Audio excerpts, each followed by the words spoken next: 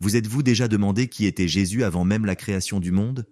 Dans la vidéo d'aujourd'hui, nous allons dévoiler des secrets anciens, explorer des prières puissantes et révéler la majesté de Jésus d'une manière que vous n'avez jamais vue auparavant. Préparez-vous à découvrir la vérité sur la préexistence de Jésus, sa gloire éternelle, et comment cela impacte directement votre vie aujourd'hui. Imaginez être présent lors de l'un des moments les plus intimes et significatifs de la vie de Jésus. Dans le chapitre 17 de l'Évangile de Jean, nous avons la rare opportunité d'entendre Jésus dans l'une de ses prières les plus profondes et révélatrices. Cette prière n'est pas seulement un dialogue entre Jésus et Dieu le Père, mais aussi une fenêtre pour comprendre la relation unique et éternelle entre eux, ainsi que leur dessein divin. Jésus est sur le point de faire face à sa crucifixion. Il sait que l'heure de son sacrifice est arrivée. À ce moment crucial, il se tourne vers Dieu le Père en prière. Jésus commence par les mots « Père, l'heure est venue, glorifie ton Fils, afin que le Fils te glorifie. » Jean 17, 1. Cette demande de glorification n'est pas un acte égoïste. Jésus cherche à être glorifié afin que, par cette glorification, il puisse révéler la véritable nature et le dessein de Dieu au monde. L'un des points les plus impressionnants de cette prière est lorsque Jésus parle de la gloire qu'il partageait avec le Père avant la création du monde. Il dit « Et maintenant, Père, glorifie-moi auprès de toi, avec la gloire que j'avais avec toi avant que le monde existe. » Jean 17, 5. Ici, Jésus affirme son existence éternelle. Avant que quoi que ce soit créé, avant le temps et l'espace, Jésus existait déjà en parfaite communion avec Dieu le Père. Cela révèle la préexistence de Jésus et sa nature divine. Il n'est pas une créature créée dans le temps, mais Dieu lui-même, éternellement existant. Tout au long de la prière, nous voyons l'unité profonde entre Jésus et le Père. Jésus mentionne que tout ce qu'il a fait et dit était en totale obéissance et accord avec la volonté du Père. « Car je leur ai donné les paroles que tu m'as données, et ils les ont acceptées. » Jean 17, 8. Cette déclaration montre que Jésus est venu dans le monde pour accomplir la volonté du Père et révéler son amour et sa gloire. Jésus parle de l'œuvre qu'il a accomplie sur terre, soulignant qu'il a glorifié le Père dans tout ce qu'il a fait. « Je t'ai glorifié sur la terre, en accomplissant l'œuvre que tu m'as donnée à faire. » Jean 17, 4. La vie de Jésus a été une démonstration continue de la gloire de Dieu, depuis ses enseignements et ses miracles, jusqu'à son obéissance parfaite et son sacrifice sur la croix. Chaque acte de Jésus avait pour but de révéler la nature et l'amour de Dieu. Jésus est conscient que sa crucifixion est proche. Il voit la croix non seulement comme un instrument de souffrance, mais aussi comme le moyen par lequel lui et le Père seraient glorifiés. « Père, l'heure est venue. Glorifie ton Fils, afin que le Fils te glorifie. » Jean 17, 1. La croix est le point culminant de la glorification de Jésus, où son amour sacrificiel révèle la grandeur et la gloire de Dieu de manière suprême. Jésus ne prie pas seulement pour lui-même. Une partie importante de la prière est dédiée à ses disciples. Il demande au Père de les protéger et de les sanctifier. « Sanctifie-les dans la vérité. Ta parole est la vérité. » Jean 17, 17. Jésus connaissait les difficultés et les persécutions que ses suiveurs auraient à affronter et demandait qu'ils soient renforcés et protégés. L'un des thèmes les plus puissants de cette prière est la demande de Jésus pour l'unité des croyants. « Ma prière n'est pas seulement pour eux. Je prie aussi pour ceux qui croiront en moi grâce à leur message, afin que tous soient un, Père, comme toi en moi et moi en toi. » Jean 17, 20 et 21. Jésus souhaite que ses suiveurs soient unis comme lui est uni au Père. Cette unité est un témoignage vivant de l'amour de Dieu pour le monde. Jésus termine sa prière en demandant que ses disciples puissent être avec lui et voir sa gloire. « Père, je veux que ceux que tu m'as donnés soient avec moi là où je suis, et qu'ils voient ma gloire, la gloire que tu m'as donnée parce que tu m'as aimé avant la création du monde. » Jean 17, 24. Jésus désire que tous ceux qui croient en lui puissent expérimenter la plénitude de sa gloire et de son amour éternel. Pour mieux comprendre l'ampleur de la gloire de Jésus, nous pouvons nous tourner vers la vision de Jean, dans le livre de l'Apocalypse. Jean décrit Jésus dans toute sa majesté céleste, et au milieu des chandeliers quelqu'un semblable à un fils d'homme, vêtu d'une robe atteignant les pieds et ceint d'une ceinture d'or autour de la poitrine. Apocalypse 1, 13. Cette vision montre Jésus comme le roi et grand prêtre, exalté au-dessus de toute chose. La prière de Jésus dans Jean 17 et la vision dans l'Apocalypse soulignent la profonde connexion entre Jésus et Dieu le Père. Jésus n'a pas seulement existé avant la création du monde, mais il partage également la même gloire et majesté que Dieu. Cette union est la base de notre foi chrétienne, qui reconnaît Jésus comme vrai Dieu et vrai homme. En réfléchissant à la prière de Jésus dans Jean 17, nous sommes conduits à une compréhension plus profonde de qui est Jésus et de la relation unique qu'il entretient avec Dieu le Père. La gloire et la majesté que Jésus a partagées avec le Père avant la création du monde sont révélées de manière puissante dans cette prière. Elle ne nous montre pas seulement la divinité de Jésus, mais nous invite également à partager cette gloire divine par la foi. Ainsi, en lisant et en méditant sur cette prière, nous sommes appelés à reconnaître la grandeur de Jésus, sa mission de révéler l'amour de Dieu et l'espoir de partager cette gloire éternelle. Cette prière est une invitation à entrer en communion avec Jésus et à expérimenter la vie abondante et éternelle qu'il offre. Commençons par l'affirmation de Jésus sur son existence avant la création du monde. Dans Jean chapitre 17, verset 5, Jésus prie « Maintenant, Père, glorifie-moi auprès de toi, avec la gloire que j'avais avec toi avant que le monde existe. » Cette déclaration est puissante, car elle révèle que Jésus n'a pas commencé à exister lorsqu'il est né à Bethléem. Il était déjà présent, dans la gloire, avec Dieu le Père, avant la fondation du monde. Pour mieux comprendre cela, pensez à l'éternité. L'éternité n'a ni début ni fin. C'est un état hors du temps. Lorsque Jésus parle de sa gloire avec le Père avant la création du monde, il affirme qu'il a toujours existé, conjointement avec Dieu le Père, dans une communion éternelle. C'est ce que nous appelons la préexistence de Jésus. Mais que signifie cela en termes pratiques? D'abord, cela confirme la divinité de Jésus. Si Jésus existait avant toute chose, alors il n'est pas une créature, il est le Créateur lui-même. Dans Jean chapitre 1, verset 1, nous lisons « Au commencement était le Verbe, et le Verbe était avec Dieu, et le Verbe était Dieu. Ce Verbe est Jésus, il était avec Dieu dès le début, et est en fait Dieu. » De plus, cette préexistence de Jésus nous aide à comprendre la nature de la Trinité. La Trinité est la doctrine selon laquelle Dieu est un en essence, mais trois en personne, Père, Fils, Jésus et Esprit Saint. Jésus, le Fils, a existé éternellement avec le Père et l'Esprit. Ils sont distincts, mais inséparables, partageant la même divinité et gloire. Maintenant, examinons l'impact de cette vérité pour nous. La préexistence de Jésus signifie qu'il est éternel, immuable et tout-puissant. Il n'a pas été créé, ni n'a commencé à exister. Il a toujours existé et existera toujours. Cela nous offre une immense assurance. Le Jésus en qui nous croyons et en qui nous avons confiance est éternel et tout-puissant. Il est le même hier, aujourd'hui et pour toujours. Considérons également ce que cela révèle sur l'amour de Dieu. Le fait que Jésus, qui existait dans la gloire avec le Père, ait choisi d'entrer dans le temps et l'espace, de devenir humain et de vivre parmi nous, est une expression profonde de l'amour divin. Le livre de Philippiens chapitre 2, versets 6 à 7, le décrit magnifiquement. Lui, de condition divine, n'a pas considéré comme une proie à saisir d'être égal avec Dieu, mais il s'est dépouillé lui-même, prenant la condition de serviteur, devenant semblable aux hommes. Ainsi, en réfléchissant à la préexistence de Jésus, nous voyons plus clairement sa divinité et le sacrifice qu'il a fait pour nous. Lui, qui était dans la gloire avec le Père, est venu dans le monde pour nous sauver. Cela renforce l'importance et la profondeur de l'amour de Dieu pour nous. La compréhension de la préexistence de Jésus nous invite à l'adorer avec plus de ferveur et de gratitude. Il n'est pas seulement un grand enseignant ou prophète, mais le Dieu éternel qui a choisi de se lier à nous et de nous offrir la vie éternelle.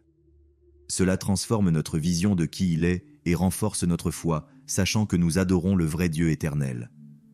En lisant la prière de Jésus dans Jean chapitre 17, nous percevons un thème central, la totale dépendance de Jésus envers Dieu le Père. Cette dépendance n'est pas un signe de faiblesse, mais une démonstration de son obéissance parfaite et de son unité avec le Père. Commençons par la demande de Jésus pour être glorifié. « Père, l'heure est venue. Glorifie ton Fils, afin que le Fils te glorifie. » Jean 17, 1. À première vue, cela peut sembler que Jésus demande quelque chose pour lui-même. Cependant, lorsque nous comprenons le contexte et le but de cette demande, nous voyons qu'elle n'est pas motivée par l'égoïsme.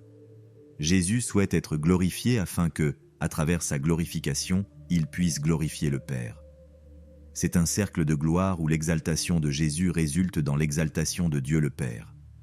Pour mieux comprendre, pensez à une équipe de danse synchronisée. Chaque danseur dépend des autres pour que la chorégraphie soit parfaite. De la même manière, Jésus, bien qu'il soit Dieu, agit en totale harmonie et dépendance du Père. Il n'agit pas seul, Tout ce qu'il fait est pour révéler et glorifier le Père. Il a dit « Je ne peux rien faire de moi-même. Je juge seulement comme j'entends, et mon jugement est juste, car je ne cherche pas à plaire à moi-même, mais à celui qui m'a envoyé. » Jean 5, 30. Ici, nous voyons clairement que la motivation de Jésus est de plaire et de glorifier le Père, et non lui-même. Cette dépendance est encore plus évidente dans la manière dont Jésus a vécu sa vie sur terre. Dès sa naissance, il a montré obéissance et soumission à la volonté de Dieu. Dans Philippiens chapitre 2, versets 6 à 8, nous lisons « Lui, de condition divine, n'a pas considéré comme une proie à saisir d'être égal avec Dieu, mais il s'est dépouillé lui-même, prenant la condition de serviteur, devenant semblable aux hommes. Et étant apparu sous une forme humaine, il s'est humilié lui-même et a été obéissant jusqu'à la mort, même la mort sur une croix. Jésus a quitté sa gloire céleste, s'est dépouillé de ses privilèges divins et a vécu comme un être humain pour accomplir la volonté du Père. Cette obéissance a culminé dans sa mort sur la croix, l'acte suprême d'amour et de soumission. Jésus savait que sa mort faisait partie du plan de Dieu pour le salut de l'humanité, et il a accepté ce chemin avec une confiance totale dans le Père. Lorsque Jésus demande à être glorifié, il demande que le Père complète ce plan de salut à travers sa mort et sa résurrection. La glorification de Jésus sur la croix n'est pas une fin en soi, mais un moyen de révéler l'amour rédempteur de Dieu. Jésus a dit « Et moi, quand je serai élevé de la terre, j'attirerai tous les hommes à moi. » Jean 12, 32. Sa glorification sur la croix attire les gens vers Dieu, montrant combien il nous aime et désire notre salut. Pensons à cela en termes pratiques. Imaginez un enfant qui fait entièrement confiance à son père. Cet enfant sait que tout, ce que le père fait est pour son bien, et il suit les orientations du père sans questionner parce qu'il a confiance en sa sagesse et en son amour. De la même manière, Jésus montre cette confiance absolue en Dieu le Père. Il sait que le plan du Père est parfait et agit en complète obéissance à lui.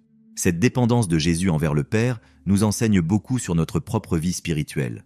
Nous sommes appelés à vivre en dépendance de Dieu, en faisant confiance à sa sagesse et à son amour, et en cherchant à faire sa volonté en toutes choses. Lorsque nous prions et demandons des orientations, nous suivons l'exemple de Jésus, qui priait régulièrement et cherchait la volonté du Père en tout. Enfin, la dépendance de Jésus envers le Père est un modèle pour nous de humilité et de soumission. En reconnaissant notre propre besoin de Dieu, nous pouvons vivre des vies qui reflètent la gloire de Dieu, tout comme Jésus l'a fait. Il a dit « Je suis la vigne, vous êtes les branches. Celui qui demeure en moi et en qui je demeure, celui-là porte beaucoup de fruits, car sans moi vous ne pouvez rien faire. » Jean 15, 5. Tout comme Jésus dépendait du Père, nous sommes appelés à dépendre de Jésus pour vivre des vies fructueuses et pleines de sens. Dans le livre de l'Apocalypse, Jean, l'apôtre, a une vision incroyable de Jésus dans sa gloire céleste. Cette vision est enregistrée dans le chapitre 1, versets 12 à 16. Jean est exilé sur l'île de Patmos lorsqu'il a cette vision, et ce qu'il voit est une révélation puissante et majestueuse de qui est réellement Jésus, exalté dans toute sa gloire. D'abord, Jean décrit la voix de Jésus comme une voix forte, comme le son d'une trompette. Apocalypse 1:10. Cette description nous prépare déjà à quelque chose de grandiose. La voix de Jésus est puissante et autoritaire, quelque chose qui ne peut pas être ignoré. Imaginez le son d'une trompette, clair et pénétrant, qui capte l'attention de tous. Ainsi est la voix de Jésus, pleine de puissance et de dignité. Ensuite, Jean se tourne pour voir qui parle, et voit quelqu'un semblable à un fils d'homme, vêtu d'une robe atteignant les pieds et ceint d'une ceinture d'or autour de la poitrine. Apocalypse 1:13. Cette image est riche en symbolisme.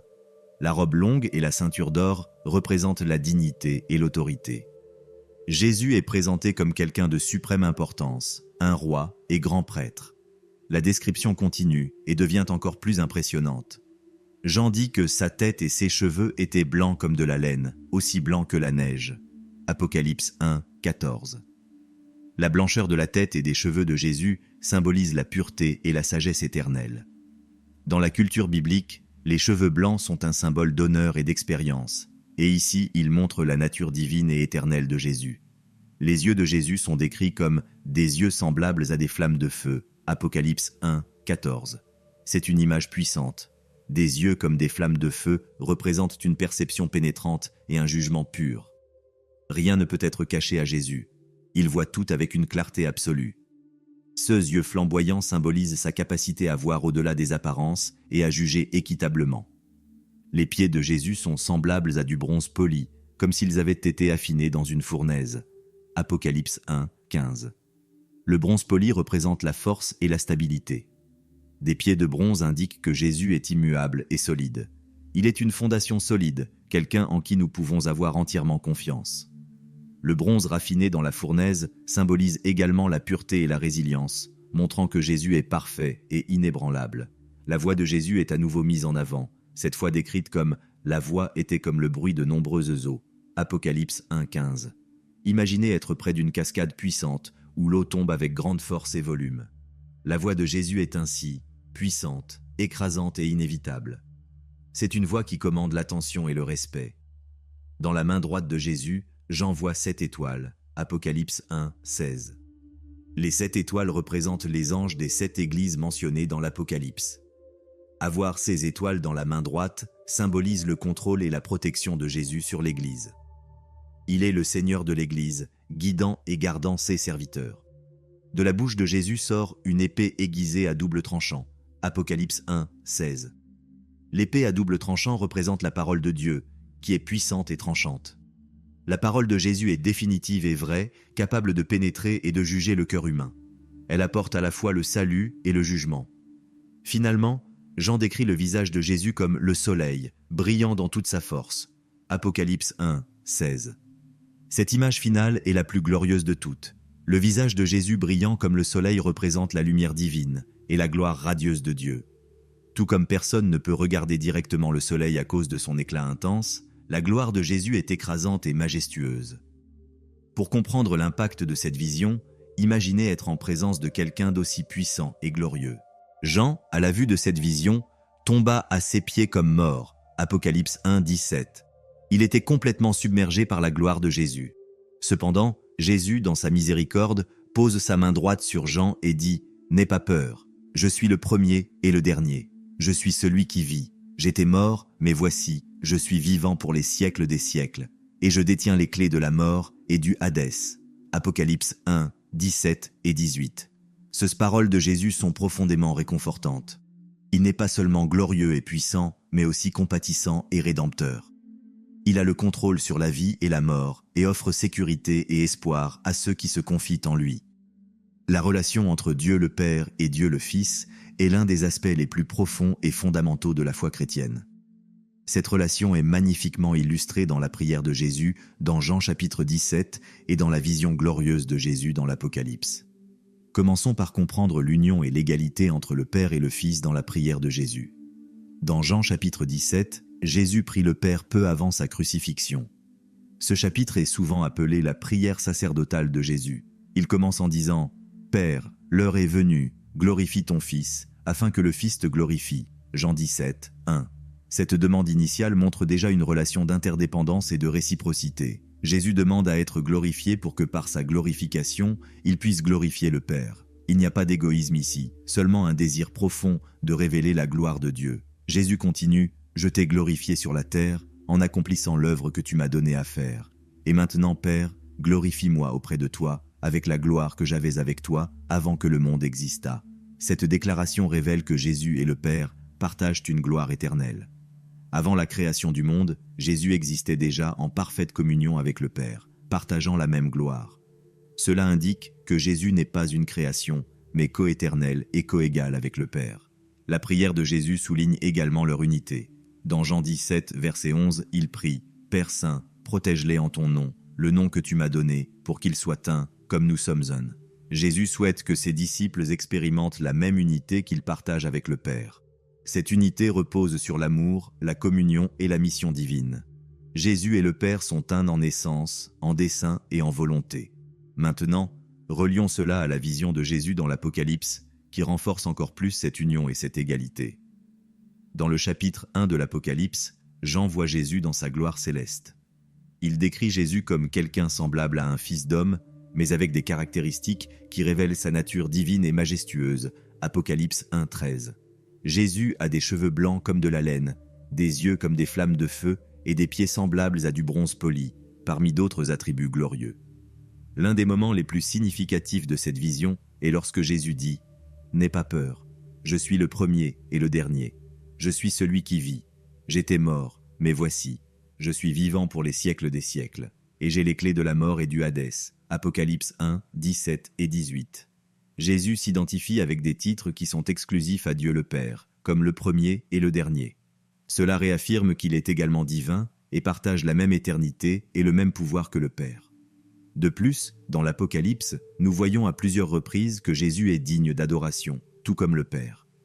Dans Apocalypse chapitre 5, versets 12 à 13, tous les êtres dans le ciel et sur la terre proclament « Digne est l'agneau qui a été immolé de recevoir le pouvoir, la richesse, la sagesse, la force, l'honneur, la gloire et la louange. » Et alors tous disent « À celui qui est assis sur le trône et à l'agneau, soit la louange, l'honneur, la gloire et la puissance pour les siècles des siècles. » Ici, Jésus, l'agneau, et Dieu le Père sont adorés ensemble, recevant la même honneur et gloire. Cette adoration conjointe souligne l'égalité entre le Père et le Fils.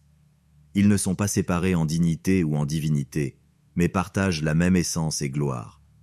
Cela est fondamental pour comprendre la doctrine de la Trinité. Dieu est un en essence, mais trois en personne, Père, Fils et Saint-Esprit. Pour nous, cette relation entre le Père et le Fils a des implications profondes. Premièrement, elle nous donne une base solide pour notre foi. Nous savons qu'en faisant confiance à Jésus, nous faisons confiance à Dieu.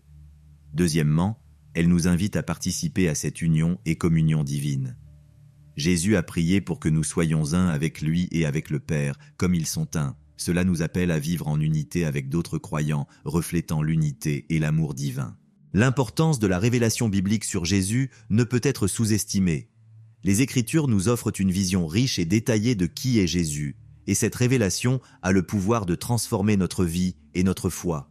Explorons pourquoi ces révélations sont si importantes, et comment elles nous aident à voir Jésus comme une réalité vivante et présente, et non juste comme une figure historique.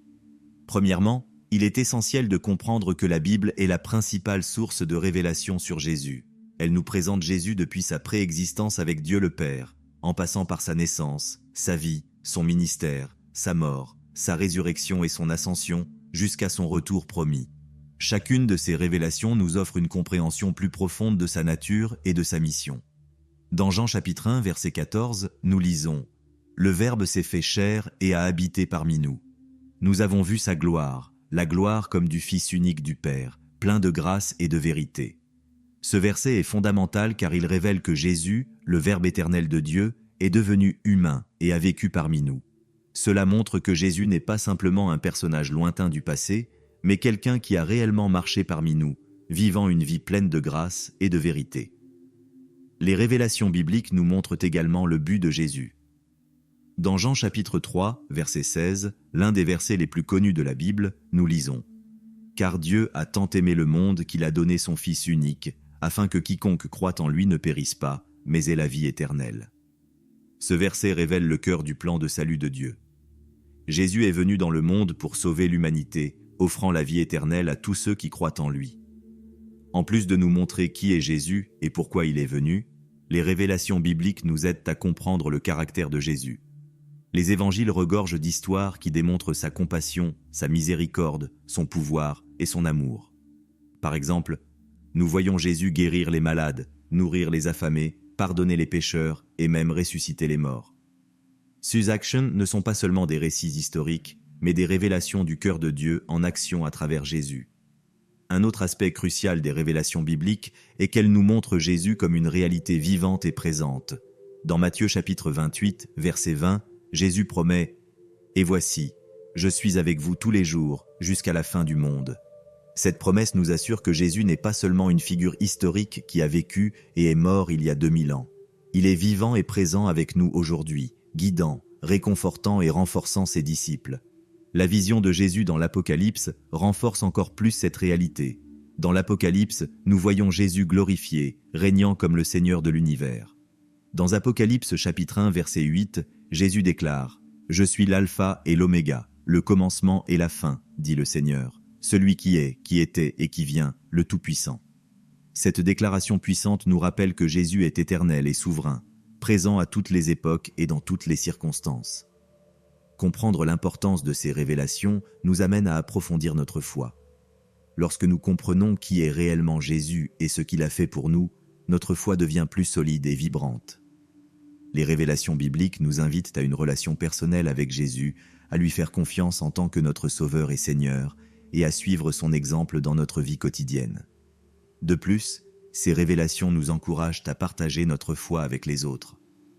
Lorsque nous voyons la transformation que Jésus peut apporter à notre vie, nous ressentons le désir de parler de lui à d'autres, afin qu'ils puissent également expérimenter son amour et sa grâce. En résumé, l'importance de la révélation biblique sur Jésus est de nous montrer qu'il est une réalité vivante et présente, pas seulement une figure historique. Les Écritures nous offrent une vision complète de sa nature, de sa mission et de son caractère, et nous invitent à une relation profonde et transformatrice avec lui.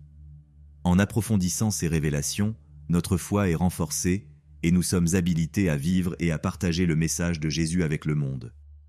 Nous arrivons à la fin de notre parcours d'aujourd'hui, explorant la profonde relation entre Dieu le Père et Dieu le Fils et l'importance des révélations bibliques sur Jésus. J'espère que vous avez trouvé clarté et inspiration dans les paroles de Jésus et dans les visions glorieuses décrites dans l'Apocalypse. Rappelez-vous, Jésus n'est pas seulement une figure historique, il est une réalité vivante et présente, invitant chacun de nous à une relation personnelle et transformatrice. Sa gloire, son pouvoir et son amour sont éternels, et il est avec nous à chaque étape de notre parcours de foi.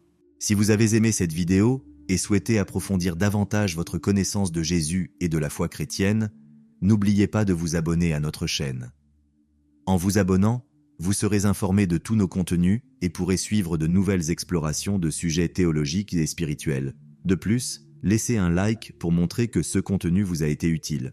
Cela nous aide à atteindre plus de personnes et à continuer de produire des vidéos de qualité. Et, s'il vous plaît, partagez vos pensées et vos questions dans les commentaires ci-dessous. Nous aimons entendre vos réactions et répondre à vos questions. Vos commentaires sont une partie importante de notre communauté et contribuent à enrichir nos discussions. Merci beaucoup de nous avoir suivis jusqu'ici.